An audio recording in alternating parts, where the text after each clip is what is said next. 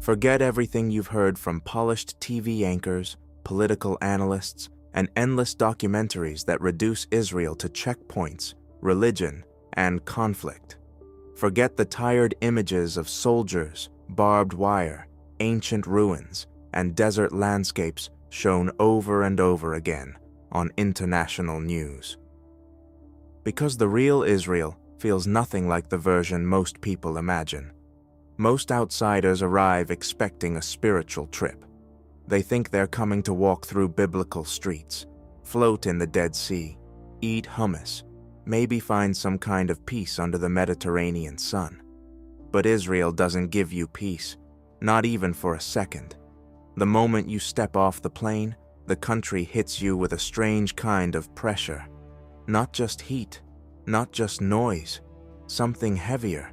It feels like the past and the future are crashing into each other in real time. One minute you see ancient stone walls built thousands of years ago. The next minute you're standing inside one of the world's biggest tech hubs, surrounded by startups building military AI and cybersecurity systems worth billions of dollars. And somehow, all of it exists in the same tiny strip of land. That's the first thing that breaks your brain about Israel. Nothing here is balanced. Everything is extreme.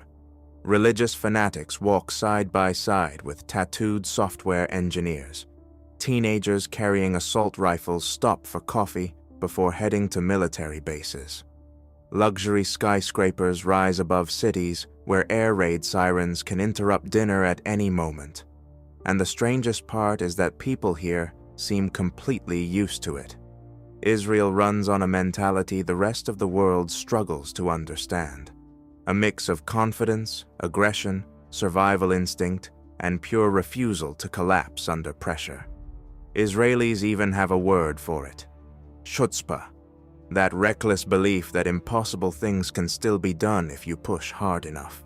This country was built by people who survived disasters, arrived in hostile conditions, and somehow turned desert land into one of the most technologically advanced societies on Earth. But instead of becoming calm and stable after success, Israel stayed intense, loud, restless, hyperactive. Because when a nation spends its entire existence feeling surrounded by danger, people stop postponing life for someday. They live now, harder, louder, faster. And that's why Israel doesn't feel like a normal country. It feels like an entire civilization running permanently on adrenaline. If you still think Jerusalem is some peaceful spiritual capital filled with quiet prayers, glowing sunsets, and tourists searching for inner peace, then reality is about to hit you hard. Because the real Jerusalem is not calming, it's overwhelming. The city feels less like a holy destination and more like a psychological pressure chamber built on top of thousands of years of human obsession. Religion here is not background culture. It's not a tradition people casually practice on weekends. In Jerusalem, faith feels physical. It sits in the air like humidity. You feel it in the narrow alleyways, in the exhausted faces of pilgrims, in the tension between strangers standing shoulder to shoulder near sacred sites. There's even a real documented psychiatric condition called Jerusalem syndrome. Perfectly normal tourists arrive here and suddenly begin losing their grip on reality. Some wrap themselves in hotel bedsheets and start preaching in the streets. Others become convinced they are biblical prophets or divine messengers sent to announce the apocalypse.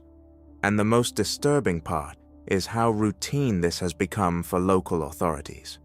Police and medical teams deal with these breakdowns so regularly that nobody is even shocked anymore. Because Jerusalem does something strange to the human mind. The city pulls hidden emotions to the surface.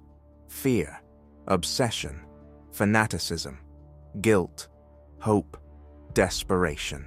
Everything feels amplified here. Now imagine trying to squeeze the world's 3 biggest religions into one tiny, heavily fortified piece of land where nobody can fully separate from anyone else.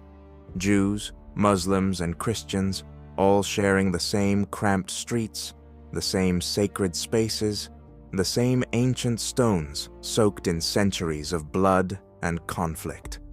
Church bells echo through the city, while Islamic calls to prayer rise from loudspeakers and thousands of Jewish worshippers pray at the Western Wall below. It creates a kind of emotional overload that never fully shuts off. And the scary part is how fragile the balance really is. One argument, one political provocation, one reckless tourist, one teenager throwing a rock. That's sometimes all it takes to ignite violence in a city already carrying the weight of thousands of years of unresolved hatred and religious tension. Jerusalem feels like a place permanently standing 1 inch away from explosion. Even outside the old city walls, the pressure continues. Modern Jerusalem is deeply divided between secular neighborhoods and ultra-religious communities that often seem to exist in completely different centuries. In some religious areas, driving a car on Saturday can get your windshield smashed with rocks because violating the Sabbath is seen as a direct attack on sacred law. And everywhere you go, young soldiers patrol the streets carrying loaded rifles. Teenagers barely old enough to vote standing between millions of tourists and the possibility of total chaos. That's when the illusion finally breaks. Jerusalem is not peaceful because it's holy. Jerusalem is tense precisely because too many people believe it is the center of absolute truth. And once you understand that, the city stops feeling spiritual in the comfortable tourist sense. It starts feeling dangerous, heavy, emotionally radioactive. By the time you leave, exhausted and mentally drained, you realize something unsettling. Jerusalem doesn't simply stay in your memory. It gets under your skin. To really understand Israel, you have to stop thinking of it as a normal country, because it doesn't operate like one. Israel feels more like a human body permanently flooded with adrenaline, a society stuck in survival mode for so long that stress itself became the main source of energy. Everything here runs under pressure, and nowhere is that more obvious than Tel Aviv.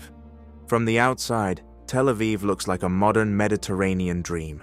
Beaches full of young people, expensive cafes, startup offices, rooftop bars, electronic music blasting until sunrise.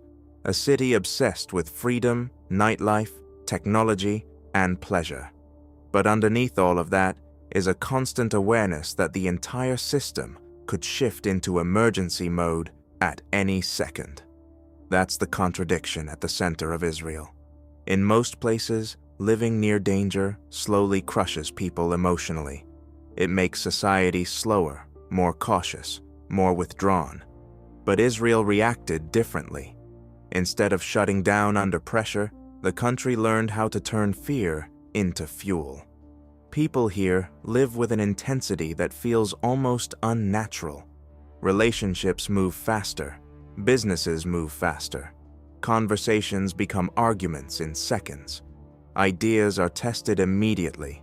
Nobody waits for the perfect time, because deep down, there's always a feeling that time itself may not be guaranteed.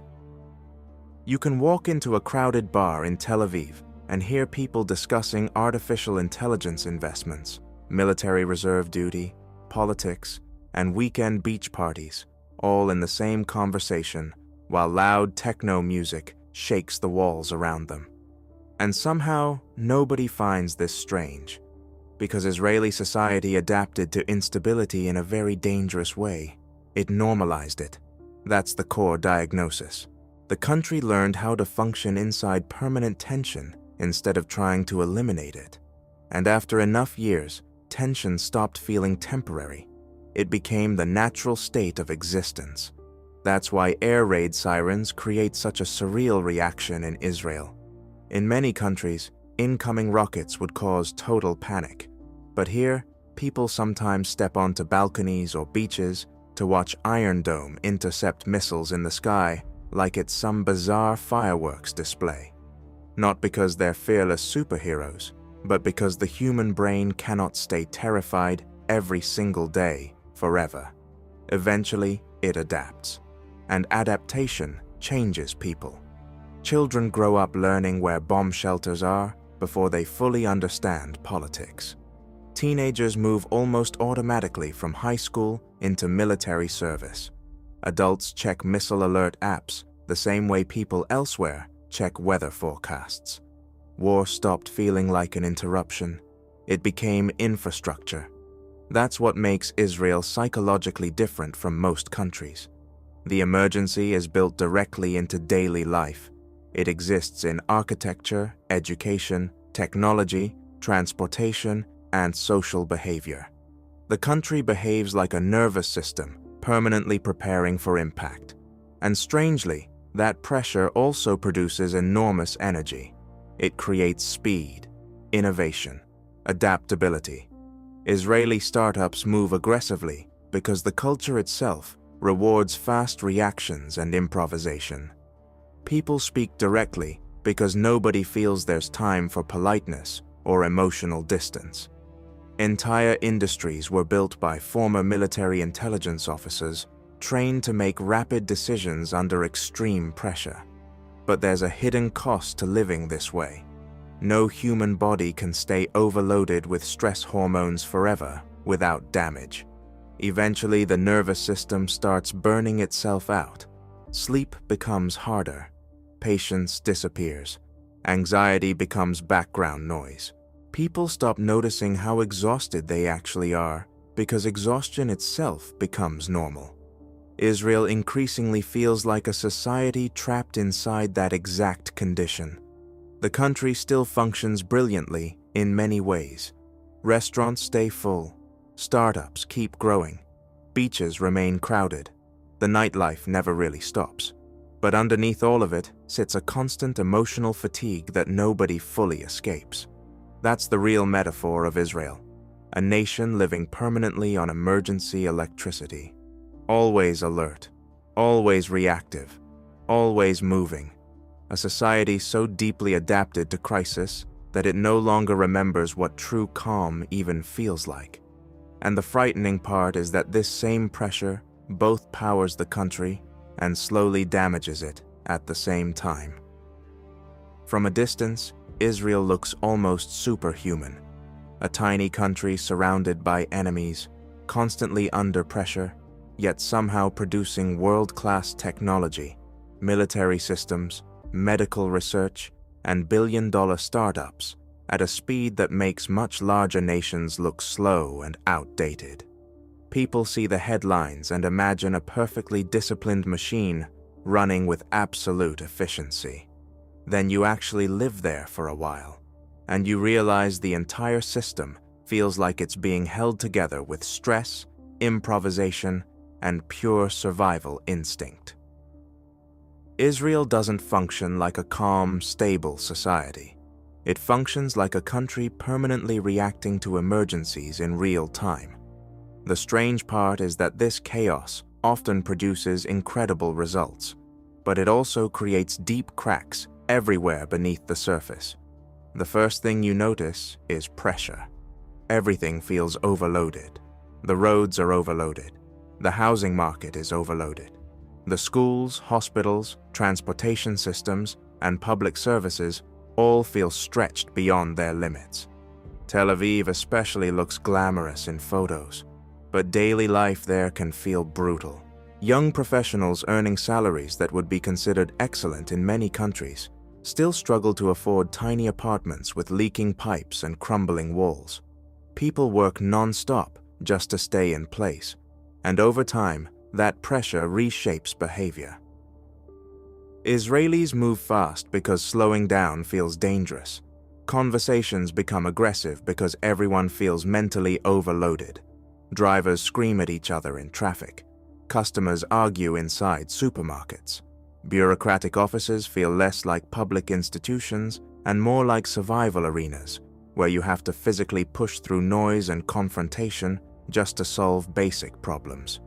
For outsiders, it can feel exhausting, but inside Israeli society, this intensity became normalized. That's where the deeper system failure begins. The country operates under a permanent national stress response, and when human beings live under constant stress long enough, they stop recognizing abnormal behavior as abnormal. Hyperreaction becomes culture. Emotional overload becomes personality. Aggression becomes communication style. Even the famous Israeli directness, that brutally honest confrontational way of speaking, partly comes from this environment. People don't waste time softening words because mentally, the society behaves like it's always under time pressure. And nowhere is this more visible than in the relationship between civilian life and the military. In most countries, the military exists separately from ordinary daily life. In Israel, the line barely exists at all. Teenagers carrying assault rifles ride buses next to office workers. University students leave class for reserve duty. Tech executives disappear for weeks because they've been called back into military operations. Entire companies suddenly lose employees during periods of escalation. The military isn't just an institution here. It's the backbone of national identity. Nearly every healthy citizen passes through it. Rich kids, poor kids, immigrants, programmers, artists, future politicians, everyone enters the same system. And while this creates incredible national cohesion during crises, it also means war logic permanently bleeds into civilian society. That changes how people think. It changes how they build relationships. It changes how they define success. And most importantly, it changes how they experience fear.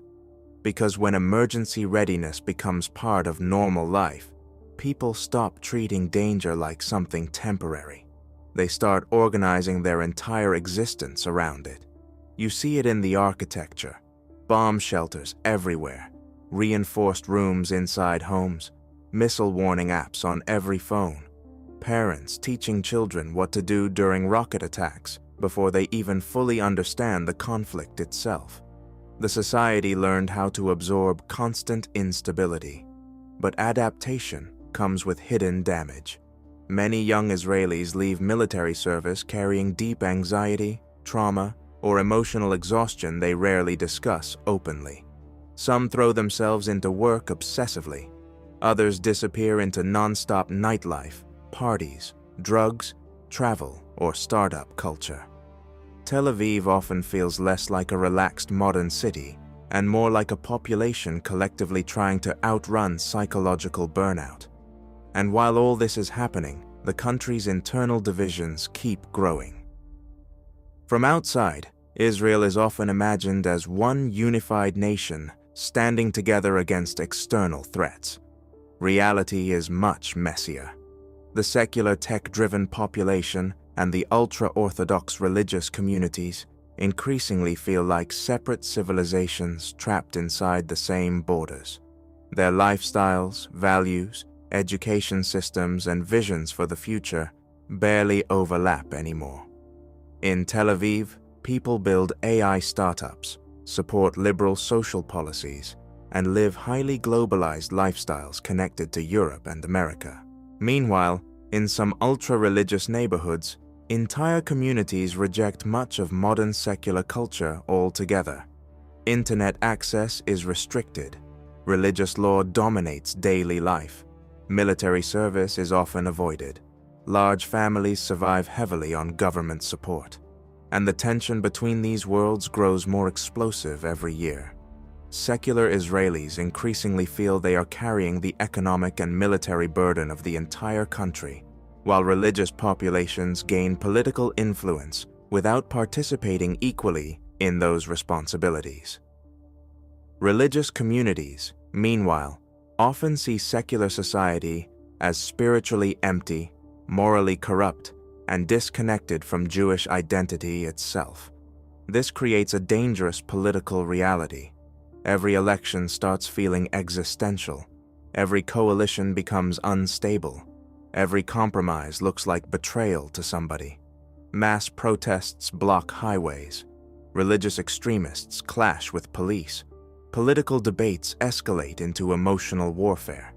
And underneath it all sits a terrifying question nobody can fully answer. What exactly is Israel supposed to become? A modern liberal democracy? A religious Jewish state?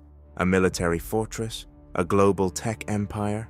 The country tries to be all of them simultaneously, and that contradiction places enormous pressure on the system.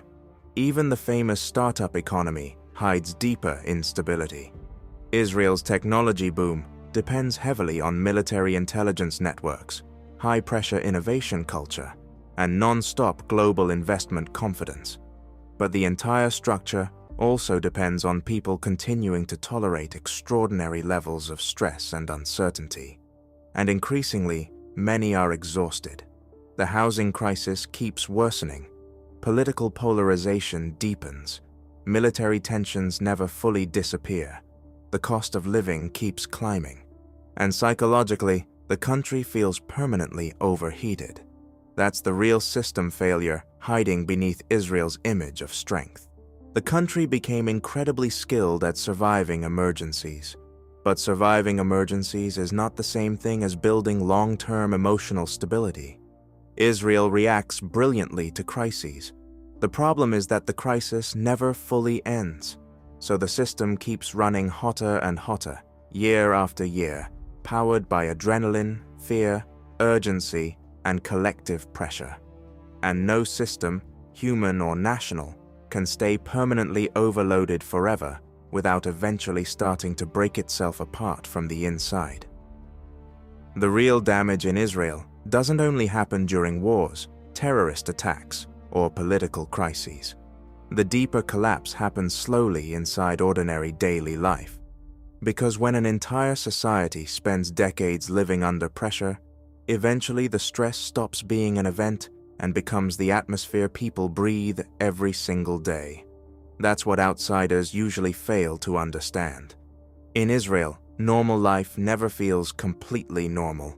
A person can wake up in Tel Aviv, grab coffee near the beach, answer work emails, plan a weekend trip, and then suddenly hear air raid sirens before lunch. Minutes later, they're standing inside a bomb shelter, checking family group chats to make sure everyone is alive. And then, unbelievably, many people go right back to work afterward. Not because they're emotionally invincible, but because the country adapted to living this way. That adaptation changes people psychologically. You see it in how fast everyone reacts emotionally. Small arguments escalate instantly. Drivers explode in traffic. Strangers interrupt each other constantly. Conversations feel loud, intense, and aggressive even when nobody is actually angry. The entire society operates with a nervous system permanently set too high. And after enough time, people stop noticing it. Stress becomes personality. Anxiety becomes background noise. Emotional overload becomes culture. Even food reflects this mentality. Israeli eating culture feels less like relaxed dining and more like emotional survival. Meals are huge, loud, crowded, and overwhelming. Tables fill with endless plates of hummus, salads, bread, meat, sauces, pickles, and fried food until the entire surface disappears under chaos. It's generosity, but also something deeper. A society living under uncertainty learns to celebrate moments intensely because nobody fully trusts the future. Walk through Carmel Market in Tel Aviv, and the experience feels almost physically exhausting.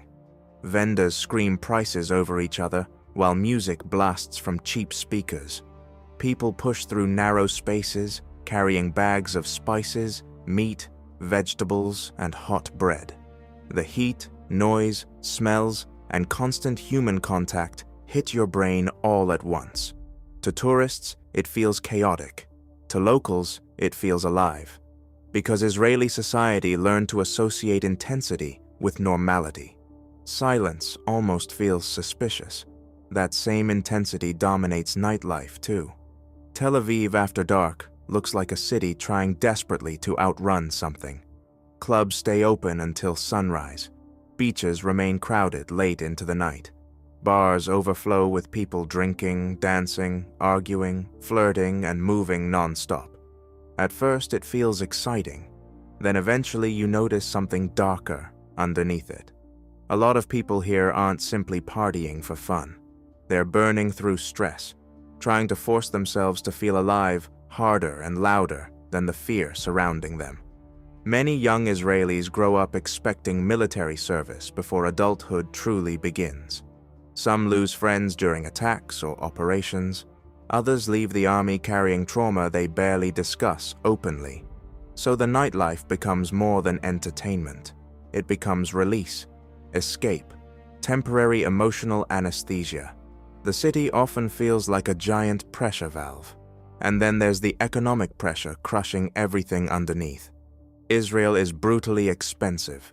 Housing costs are extreme. Raising children is expensive. Transportation is stressful. Everyday survival consumes enormous amounts of money and energy. Even highly educated professionals with strong salaries often feel financially trapped. That constant pressure damages relationships too. Couples struggle under financial anxiety and military interruptions. Parents worry constantly about security, education, and the future. Young people delay marriage, children, or long-term plans because stability feels fragile and uncertain.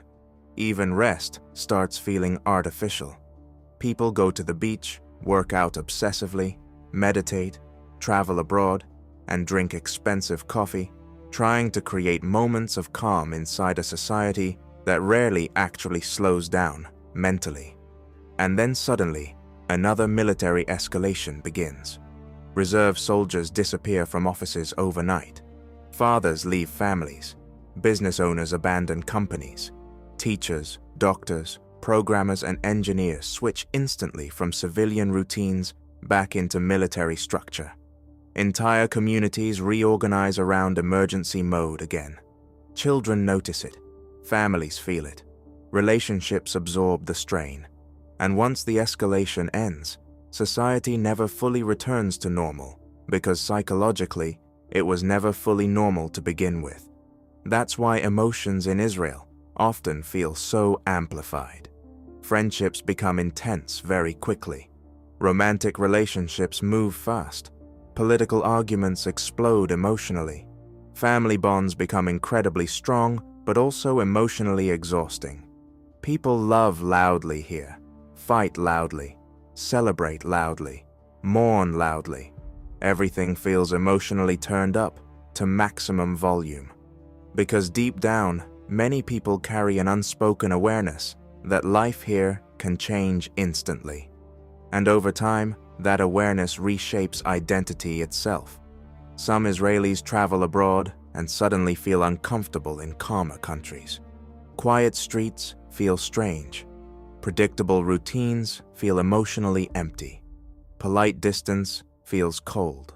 Their nervous systems became so adapted to pressure and intensity that peaceful environments almost seem unreal.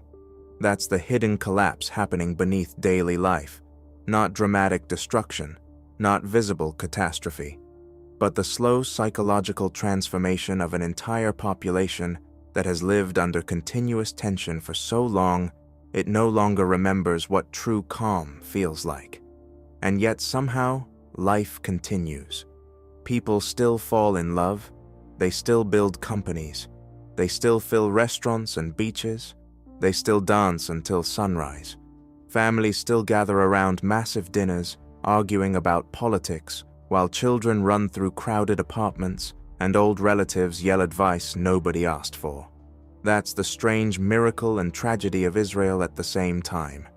The country may be emotionally exhausted, politically divided, financially overloaded, and psychologically strained beyond what most societies could tolerate. But people still refuse to stop living intensely, almost aggressively intensely, as if slowing down even slightly would allow the fear underneath everything to finally catch up with them. Whenever people try to explain Israel's problems, they usually search for one simple villain. Some blame the government, others blame religion, terrorism, the military, foreign powers, radical settlers, global politics, or neighboring countries. Everyone wants a clean answer, one side to point at, one obvious source of the chaos. But after spending enough time inside Israel, you start realizing something much more uncomfortable. There is no single person controlling this disaster. The entire system feeds itself. Israel is trapped inside a cycle where almost every group believes it is defending the country while simultaneously helping push it deeper into instability. Take politics first. Israeli politics no longer feels like ordinary democratic disagreement. It feels like permanent civil tension barely held together by temporary coalitions and emergency compromises. Governments rise and collapse constantly. Elections repeat endlessly. Political debates sound less like discussions and more like existential warfare between people who genuinely believe the other side could destroy the nation. But blaming politicians alone misses the point, because Israeli politicians are products of the society itself, and that society is deeply fractured. On one side stands secular Israel, urban, technological, globally connected, economically productive, and heavily influenced by Western liberal culture. These are the people building startups, filling Tel Aviv cafes, working in cybersecurity, finance, medicine, and engineering. Many want Israel to function like a modern European democracy with stronger institutions, less religious influence, and more personal freedom. On the other side stand ultra-Orthodox religious communities that often see secular modern life as spiritually dangerous and morally empty. For them, Israel is not just another country. It's part of a sacred historical mission tied directly to religion, identity, and divine destiny. These worlds increasingly feel incompatible. Secular Israelis often believe they carry the country economically and militarily, while religious groups gain political influence without sharing equal responsibilities like army service or participation in the modern workforce. Religious communities, meanwhile, often believe they are preserving the true soul of Judaism, while secular society becomes more materialistic, selfish, and disconnected from its spiritual roots. Both sides feel threatened. Both sides feel misunderstood. Both sides believe they are protecting Israel's future from the other. And then there's the Palestinian conflict, layered on top of all of it. Decades of violence transformed fear into national identity on both sides. Israelis grew up hearing stories about suicide bombings, rocket attacks, kidnappings, and wars threatening the country's existence. Palestinians grew up under occupation, checkpoints, military control, poverty, and repeated cycles of destruction. After enough generations, the conflict stops functioning purely as politics. It becomes emotional inheritance. Children absorb trauma long before they fully understand history. And once fear becomes inherited psychologically, compromise starts feeling dangerous. That's one of the darkest realities inside Israel. Fear became infrastructure. It shapes elections. It shapes education. It shapes urban design. It shapes military policy. It shapes daily conversation. And many political leaders learned how to use that fear very effectively. External threats often help unify a fragmented population temporarily. Religious leaders use fear of moral collapse to strengthen control inside their communities. Security institutions grow more powerful because the public constantly feels vulnerable. Every new crisis reinforces the same cycle again. And the terrifying part is that the cycle works. Israel survived precisely because it became extremely good at functioning under pressure. That survival success created another paradox. The conflict itself became deeply connected to the structure of the country. Even the famous Israeli tech sector partly grew out of military necessity. Elite intelligence units train young recruits in cybersecurity, surveillance systems, rapid decision-making, and advanced technological operations. After military service, many of those same people enter civilian life and build billion-dollar companies using skills developed under national security pressure. War indirectly fuels innovation. Constant threat creates technological acceleration. Emergency culture rewards improvisation and aggressive problem-solving. The country became globally successful partly because it learned how to weaponize stress itself, and ordinary citizens also participate in this system without fully realizing it. Many Israelis are exhausted by conflict, yet psychologically dependent on the intensity it creates. The society became so adapted to crisis that calmness sometimes feels unnatural. The constant urgency shaped national identity so deeply that slowing down emotionally almost feels unsafe. That's why every new escalation reinforces the same structure instead of breaking it. Rocket attacks happen. The population unites temporarily. The military gains importance again. Political polarization intensifies. Fear increases. And then the cycle repeats. Meanwhile, millions of ordinary people are trapped inside the middle of it all. Parents trying to protect children, young adults trying to build stable lives, business owners trying to survive economically, families trying not to collapse emotionally under endless pressure. Most Israelis are not extremists. Most Palestinians are not extremists either. Most people simply inherited systems much older and more powerful than themselves. That's why assigning simple blame becomes impossible. The real problem isn't one politician, one religion, or one military decision. The real problem is that the entire structure learned how to survive through permanent conflict. Fear became profitable politically. Emergency became normal socially. Pressure became productive economically.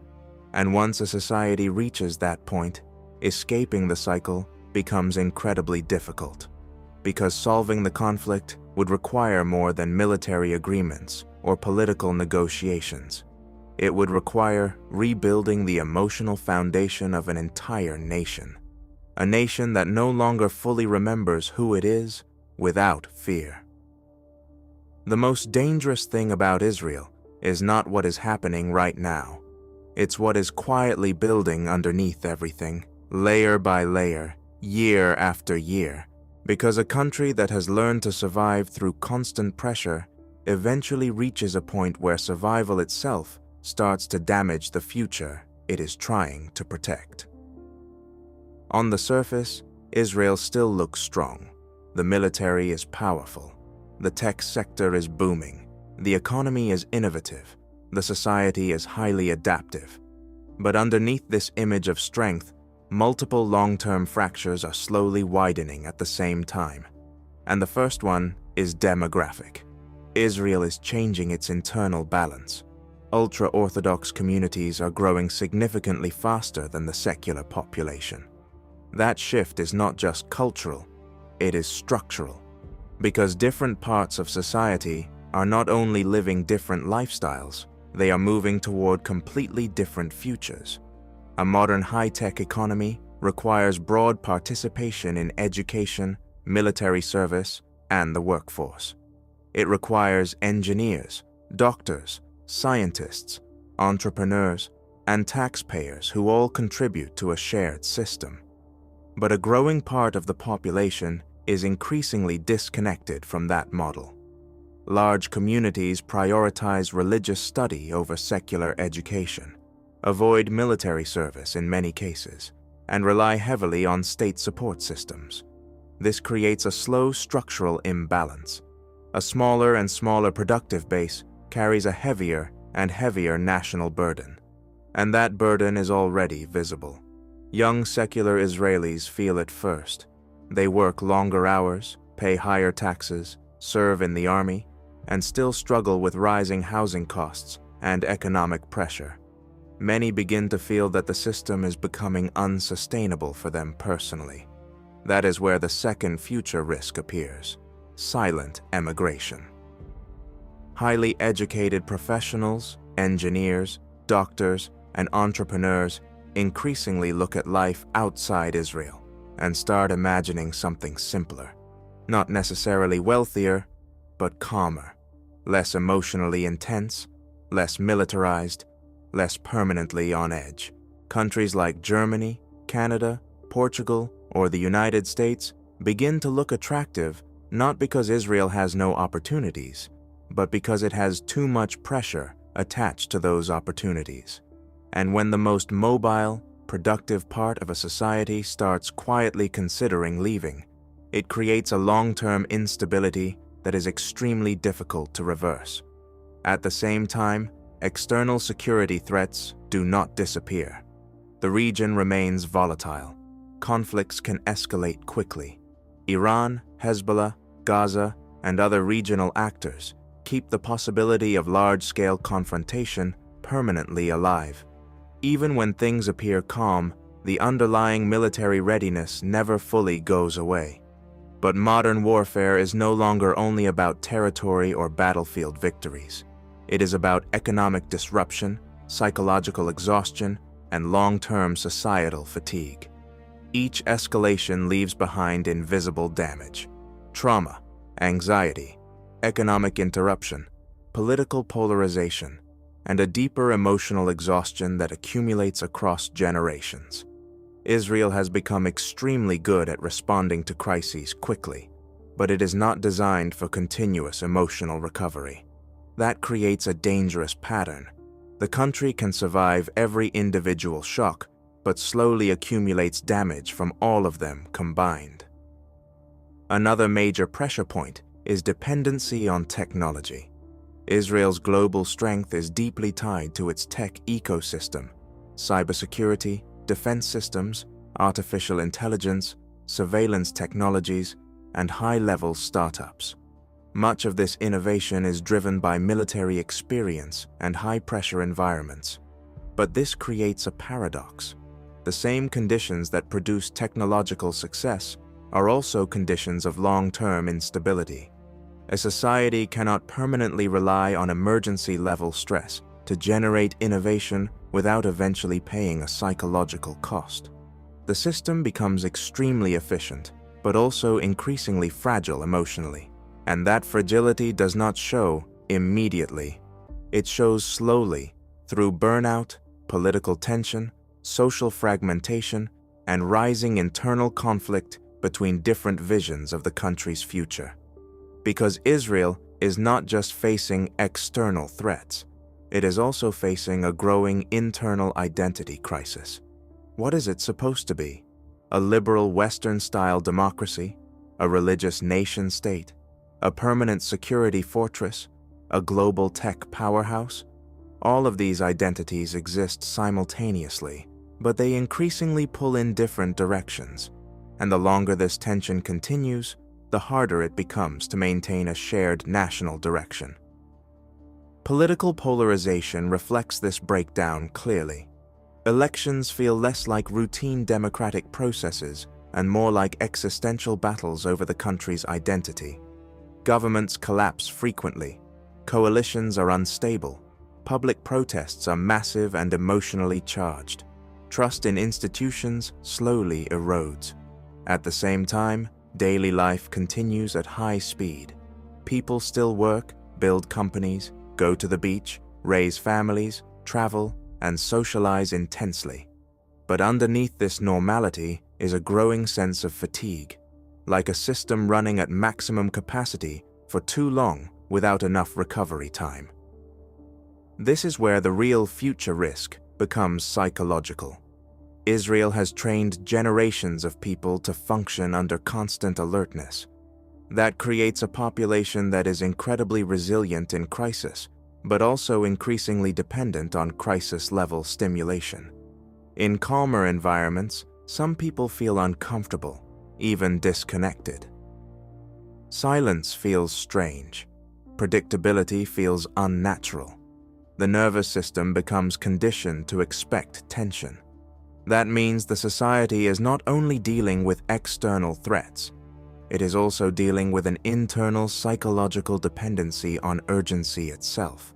And that is extremely hard to reverse. Because even if external conflicts were reduced, the internal structure of expectation, identity, and behavior would not immediately change. Meanwhile, younger generations are beginning to ask more difficult questions. How long can this level of pressure continue? How long can military readiness remain a permanent condition of life? How long can economic strain and housing pressure keep increasing? How long can a society remain emotionally stable while constantly preparing for emergencies? These questions are not necessarily loud or political. They are quiet, personal, increasingly common, and that is what makes them dangerous for the system.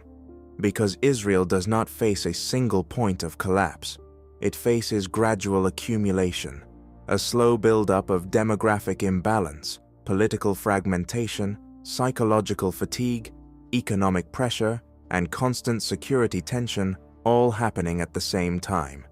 The country is still functioning, still innovating, still growing, still surviving. But it is also slowly entering a phase where the cost of survival becomes harder to separate from the cost of everyday life itself. And that is the core of the future destruction scenario. Not a sudden collapse, but a long-term overload of a system that has been running in emergency mode for too long. When you step back and look at Israel as a whole, one thing becomes clear very quickly. This is not a normal country trying to live a normal life. It is a society built inside pressure, shaped by conflict, and sustained by constant emotional intensity. Everything here feels faster, louder, more extreme, not by accident, but by design of history itself. Israel functions because it never fully relaxes. It survives because it never fully stops. It innovates because it never feels safe enough to slow down. And for decades, this formula worked.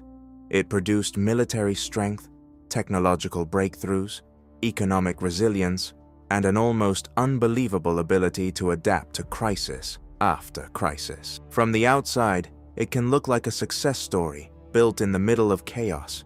But if you stay long enough, another reality starts to appear underneath it. A quieter one, heavier, more uncomfortable. Israel is not only a story of strength, it is also a story of permanent tension that never gets resolved, only managed. The entire country feels like it is running on emergency fuel. Fear, urgency, speed, reaction. These are not temporary states anymore. They became the operating system of society. People build lives inside instability instead of waiting for stability to arrive first. They raise families, start companies, fall in love, argue, celebrate, and mourn all inside a system that never fully exits alert mode. And that creates something paradoxical, because a society like this becomes incredibly strong in the short term and deeply fragile in the long term. It learns how to survive everything, but it does not always learn how to rest, or how to heal, or how to slow down without feeling like something dangerous is about to happen. That is why Israel feels emotionally different from almost anywhere else. It is not calm strength, it is stressed strength. A kind of resilience that comes not from peace, but from repeated exposure to instability. And the more you observe it, the more you realize something unsettling. This system is not designed for rest. It is designed for continuity under pressure. But pressure, when it never stops, slowly becomes a form of erosion. Not dramatic destruction, not sudden collapse, but continuous internal wear. That erosion shows up in different ways: in political instability, in social fragmentation, in emotional exhaustion, in rising polarization between different identities inside the same country, in a generation that is highly capable, highly educated, and globally competitive, but also increasingly tired of living inside permanent tension. And yet, even with all of this, Israel continues. That is the most important contradiction.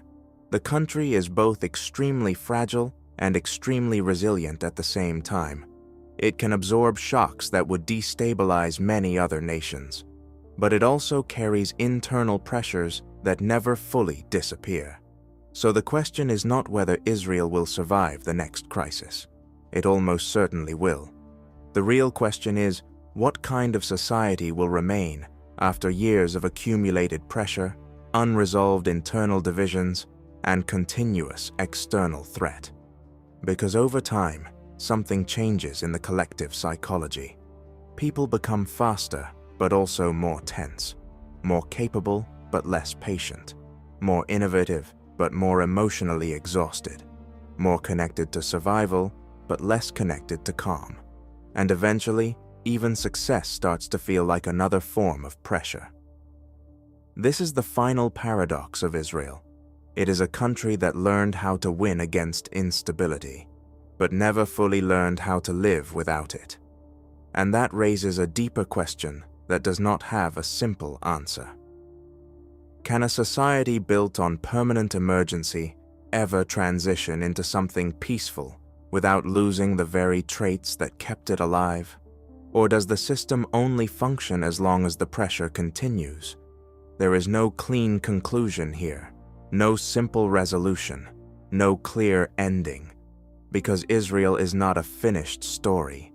It is a process still unfolding in real time, balancing between survival and exhaustion, innovation and burnout, unity and fragmentation, strength and fragility. From the outside, it looks like a miracle of adaptation.